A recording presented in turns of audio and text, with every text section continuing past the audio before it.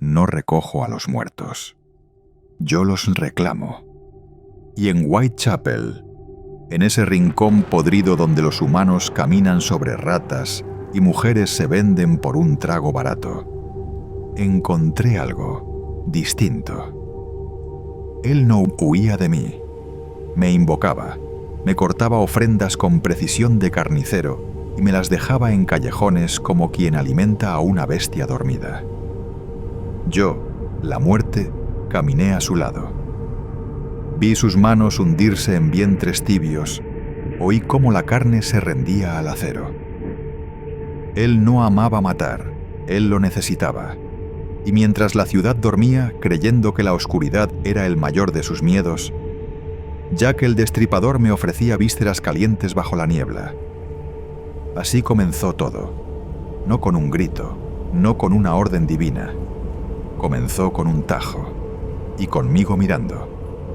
Jack el Destripador, el primer asesino en serie mediático de la historia.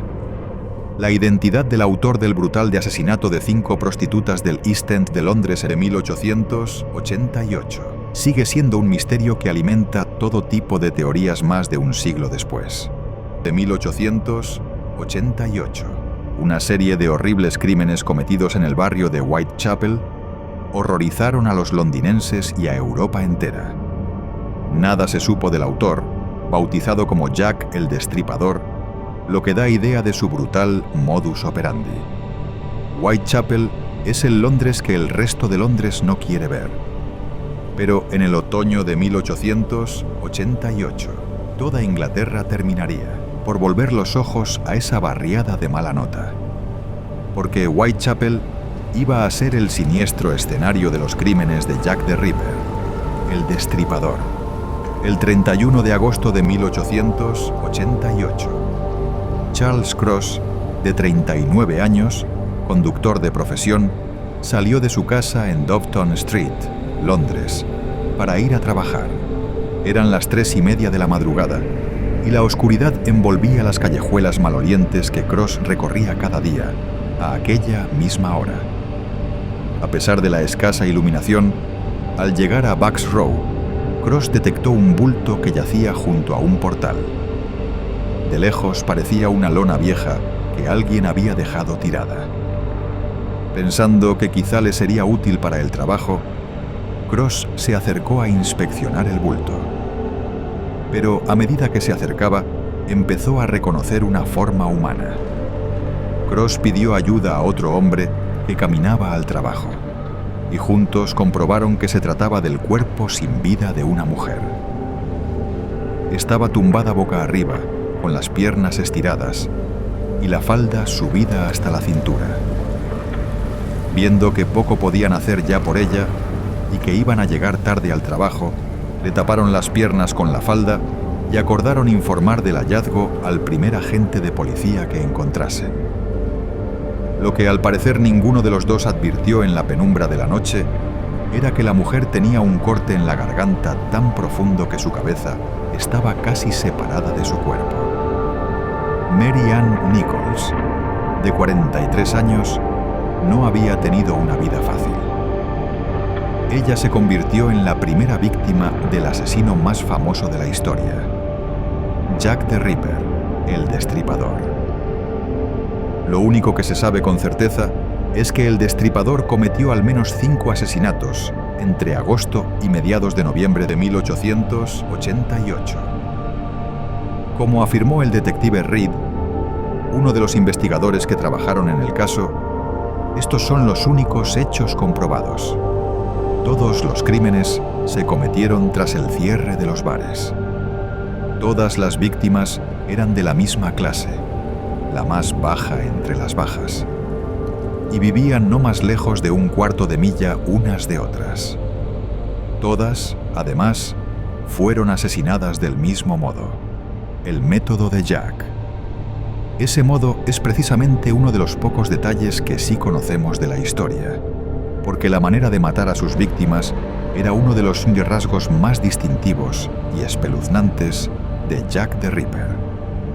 De hecho, su crueldad sin precedentes y la manera en que la prensa la hizo pública fue en buena parte responsable del pánico levantado tras sus asesinatos. No solo mataba, sino que parecía recrearse haciendo daño gratuito al cadáver. En líneas generales, su método asesino era el siguiente. Comenzaba por cortar de un lado a otro la garganta de la víctima de una cuchillada. Acto seguido, abría su cavidad abdominal.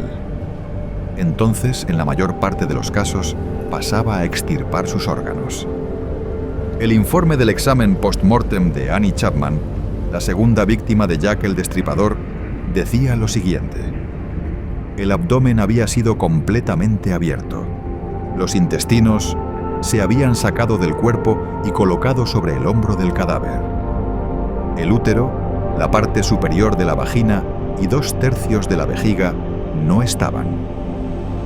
No había rastro de estas partes, y las incisiones eran cuidadosas, evitando el recto.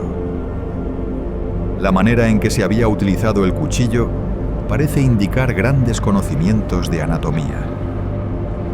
Pero el asesinato no era suficiente para Jack the Ripper.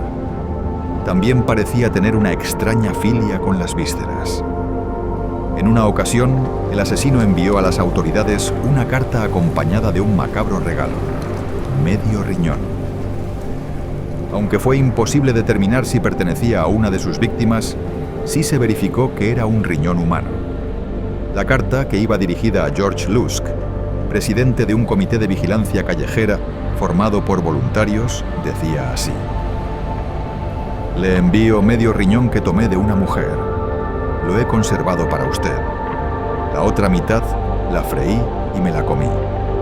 Estaba muy bueno. Si espera un poco más, quizá le envíe el cuchillo ensangrentado con el que lo saqué. Firmado, Atrápeme si puede. El autor de la carta la había escrito, según su puño y letra, desde el infierno.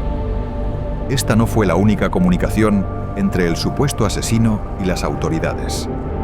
Existen por lo menos 3 cartas firmadas por Jack the Ripper.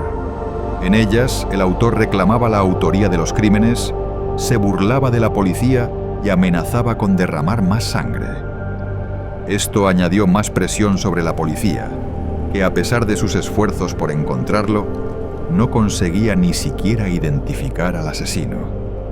A medida que pasaban las semanas, más víctimas caían, pero esto no parecía dejar rastros claros que seguir. La indignación por el fracaso de las autoridades causó una ola de indignación, y las protestas causaron la dimisión del comisario de policía de Londres. Los sospechosos. Aunque el perfil criminal del Dr. Bond ha sido ampliamente aceptado por los estudiosos, su descripción de Jack the Ripper no fue suficiente para identificarlo. Esto solo alimentó la especulación generalizada en torno al asesino. En un Londres inundado de miedo y rumores, hasta la reina Victoria tenía hipótesis sobre la identidad del destripador.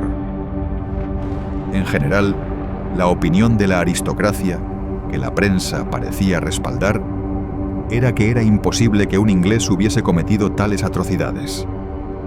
Pero la nobleza no fue la única en mostrar sus prejuicios. De hecho, los asesinatos del destripador sirvieron para que cada capa de la sociedad británica proyectara sus propias obsesiones. Los antisemitas vieron en los crímenes una coartada para dar rienda suelta a su odio hacia la comunidad judía de Whitechapel.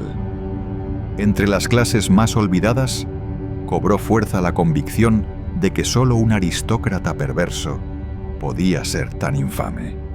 La intelectualidad de la época también tomó partido. Para el dramaturgo George Bernard Shaw, los crímenes buscaban denunciar las penosas condiciones de vida del East End. Y hasta los médiums y espiritistas, tan de moda en el Londres de entonces, ofrecían dudosas conjeturas para colaborar en la busca y captura del asesino. Tanto la policía como la prensa de la época tuvieron sus sospechosos favoritos. A lo largo de los años, muchos ripperólogos se han sumado a especular, intentando dar respuesta a la pregunta de quién fue Jack el Destripador. Las numerosas investigaciones sobre el caso han ido sumando nombres hasta engrosar un catálogo de cientos de sospechosos. El caso de Jack the Ripper se ha conservado en el imaginario colectivo, en parte porque nunca se resolvió, en parte porque fue el primer asesino en serie que salió en la prensa. De hecho, se puede afirmar que los diarios de la época tuvieron cierta culpa en la creación de un ambiente de terror e histeria de finales del siglo XIX en Londres. Síguenos, comparte y dale like.